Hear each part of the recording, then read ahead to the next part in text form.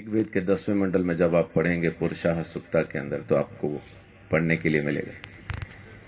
परमेश्वर को पहचाने कैसे कि वो मेरे लिए मर रहा है, उसके बारे में लिखा है कि अश्वमेघ यज्ञ का घोड़ा जिस तरह से अलग किया जाता है, वैसा ही वो पुरुष भी जब बलि किया जाएगा अलग किया जाएगा, और उसके सिर पे कांटों का गुच्छा सिर्फ इसलिए रखा जाएगा ताकि आप पहचान पाएं ये है वो मुक्तिदाता जो मेरे लिए मरता। ये बात मैं परमेश्वर की कर रहा हूं, ईसाइयों की कर नहीं रहा। ईसाई की सुन के अगर समझ के सुनेंगे, आपकी समझ के बिल्कुल बाहर बातचीत है। एक ईसाई बोलता है, हिंदू सुनता है, कुछ समझ में नहीं आता। लेकिन जब एक पापी बोलता है मैंने उद्धार पाया, आप भी पा सकते हैं और परमेश्वर की जरूरत आपको भी है, तो समझ में आने लगता। तो इसलिए हिंदू मुस्लिम सिख ईसाई की चादर तो पहले उतार के फेंक दे। परमेश्वर चाहिए तो हिंदू को मिलेगा नहीं, किधर भी लिखवा लो।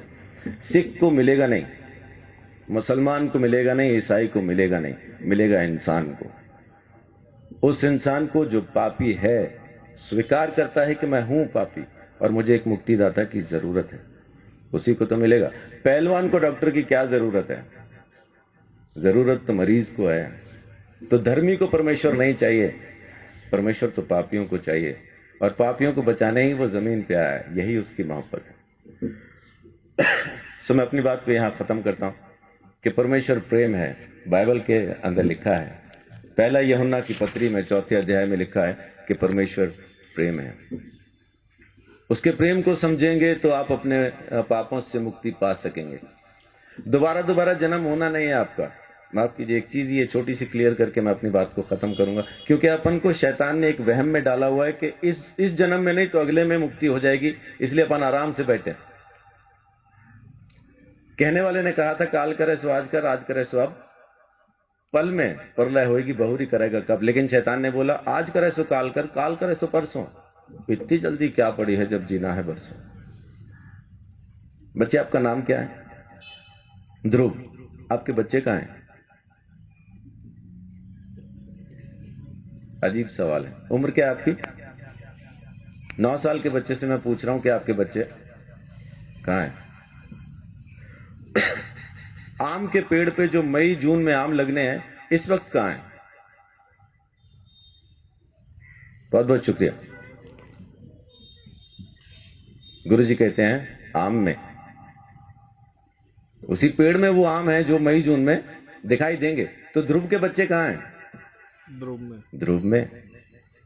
जब उसका मौसम आएगा बच्चे नजर आएंगे। तो जब ध्रुव नहीं था तब उसके बच्चे कहां थे? पापा में। और जब पापा नहीं थे तब ध्रुव के बच्चे कहां थे? दादा में। जब दादा नहीं थे तो कहां थे? तो उनके पिता में, उनके पिता में, उनके पिता में। ऐसा अपन किताब को फोल्ड करते जाएं तो उस आदम में पहुंच जाते हैं जिसको परमेश्वर ने बनाया, और उसमें बीज डाल के कहा अब तुम पैदा करो। हर जानवर को, हर प्राणी को, हर चीज को परमेश्वर ने बीज के साथ बनाया और आज्ञा दी अब तुम पैदा करो। तो जब परमेश्वर ने आदम को बनाया, हम आदम में थे। जब परमेश्वर ने आदम को यह आज्ञा दी ये फल न खाना, तब हम आदम में थे। जब आदम ने आज्ञा तोड़ी तब हम आदम में थे। जब आदम परमेश्वर से अलग हुआ तब हम आदम में थे। इसी तरह से हम परमेश्वर से अलग हो गए। हमने किया कुछ नहीं, खाया पिया कुछ नहीं, गिलास तोड़ा 12 आना किया आदम ने, अलग हम हो गए। वेदों में लिखा है कि बच्चा पैदा होते ही पाप के हाथ में सौंप दिया जाता, पैदा होते ही पापी हो जाता, कारण उसका बीज पापी है। एड्स जिस माँ बाप को है, बच्चा पैदा करेंगे एड्स की बीमारी के साथ पैदा होना। इस वजह से हम पैदा ही पापी होते हैं, इसलिए हमें मुक्ति की जरूरत है। और अगर मुक्ति हम खुद ले सकते होते तो मुक्ति दाता शब्द कभी आता नहीं। देने वाला हमको जरूर चाहिए, वो एक ही है।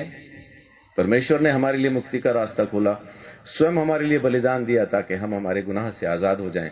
ये उसकी मोहब्बत नहीं तो और क्या है। तो उसकी मोहब्बत से आप अभी इसी वक्त मुक्ति पा सकते हैं। आपको जन्मों का इंतजार करना नहीं, क्योंकि यही एक जन्म है, दोबारा होगा नहीं।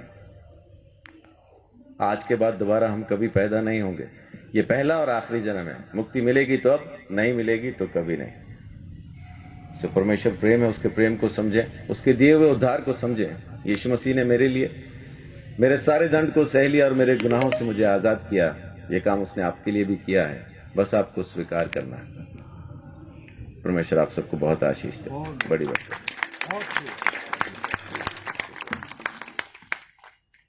बहुत बहुत धन्यवाद पास्टर संदीप चौधरी जी का। मेरे सवाल का इन्होंने बड़े सरल रूप में उत्तर दे दिया, और अगर यही चीज हम सभी के समझ में आ जाए तो हमारा भटकाव खत्म हो जाए। मैं इनका बहुत बहुत धन्यवाद करता हूं कि इस गुरुदेव के रचित सर्वधर्म सम्मेलन के अंदर आपने पहुंचकर इस उत्सव की शोभा बढ़ाई है। मैं आपका बहुत शुक्रिया अदा करता हूं। अब हमारे मध्य स्वामी रामानंद सरस्वती जी